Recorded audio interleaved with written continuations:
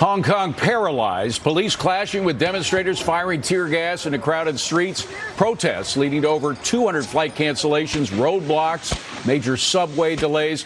All this as China is warning the U.S. to stay out of what they call their business. Here now is Claudia Rosette. She lived in and covered Hong Kong for the Wall Street Journal. She's now a foreign policy fellow at the Independent Women's Forum. Claudia, thank you for joining us. You were actually at the Tiananmen Square massacre back in 1989. Does President Xi go that far in Hong Kong? What do you think? I wouldn't rule it out. I think he'd prefer to do something less spectacular on camera. But I wouldn't rule out any brutality on the part of China at this stage. Claudia, this is Gary Kaltbaum. I've been to Hong Kong many times. It's a magnificent city, great people.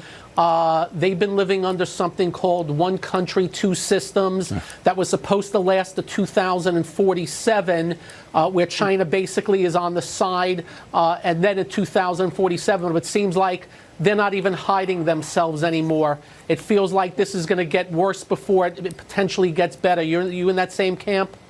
Oh, yeah. China has already been squeezing the life out of the promised freedoms of Hong Kong for years. And this year has been absolutely outrageous. It's Orwellian. Claudia, questions. Liz Peek, thank you for joining us tonight. How do you see the crowds in the streets of Hong Kong compared to Tiananmen Square, which maybe I'm wrong, but seemed very young, student-centric, et cetera? What is the difference or what are the parallels here in terms of who's actually out there protesting? Actually, in both cases, it went way beyond students. It went beyond Tiananmen. It was everybody. That was why the government felt so threatened. And in Hong Kong, it's the same thing. The students are the most sort of interesting on camera. But I was there quite recently, and you see everybody. There are grandmothers out there. There are people with their kids in strollers. There are young people, old people, middle-aged. You know, they just had this demonstration by civil servants. This is actually a society in Hong Kong. It's an incredible defiance of China's choking tyranny. That's what you're seeing. Claudia, although I think to compare this to Tiananmen at this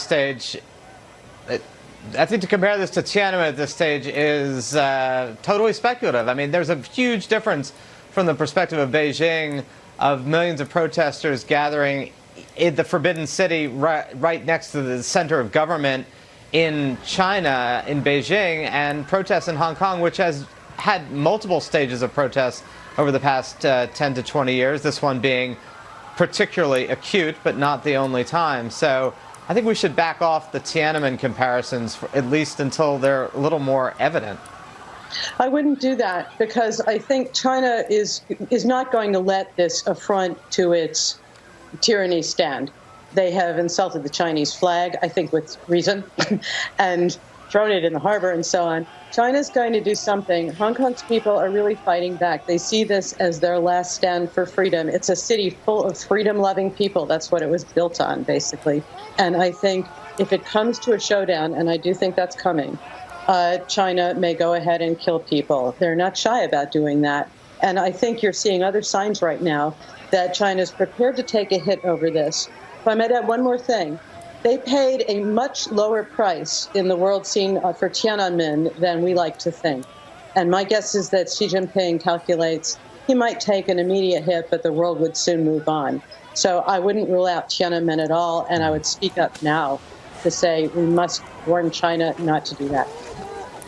Claudia, they paid a very low price for Tiananmen, but they paid almost zero price for the Xinjiang province, where they've detained up to 1 million Muslim Uyghurs. China has just gotten away with this. They don't have soft diplomacy. It certainly doesn't seem like. It seems like it's just a mallet and a strong-arm diplomacy. If that is the case, which it sounds like, I think that you agree with that, what happens in Hong Kong? It's going to be brutal, and we don't know whether it will be the People's Liberation Army, whether it will be via the police, who have already been stirring up a lot of violence on their own account, who have been using pretty hard tactics, although it could get much worse. We don't know whether it will come through a great round of arrests, which could also become a sort of a source of terrible friction and further uprising.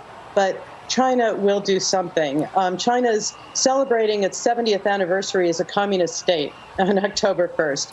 And almost certainly they want everything cleaned up and quieted in Hong Kong before then. So I would worry greatly about the lengths that Xi Jinping will go to. And remember, he's taken a much more brutal turn inside China itself in recent years, since he took power in 2013. But Claudia, and I just to put a fine point on your experience, for those who didn't read her dispatches from Tiananmen Square, you were there in the square. You saw people, students getting shot. Nobody knows what happened in Tiananmen better than you do. However, Hong Kong has an open window to the rest of the world. It's probably better covered than any particular city in Asia right now. If they can come out with that kind of brutality, though, there is going to be a price to pay. They're now in the World Trade Organization, for example, and if you combine that with their currency manipulation, they could get kicked out of the WTO. They could, but my concern is that after Tiananmen, that wasn't what the world did to China. Sanctions were briefly imposed. Well, China wasn't in the WTO in '89. It had most favored nation regular trading status with the U.S. That was not removed. They just carried right on. And again, my concern is that China thinks Yeah. Don't look for backbone from bureaucrats. That's the bottom line. Zach, we got to leave it at that. Thank you very much, Claudia. We appreciate you coming in.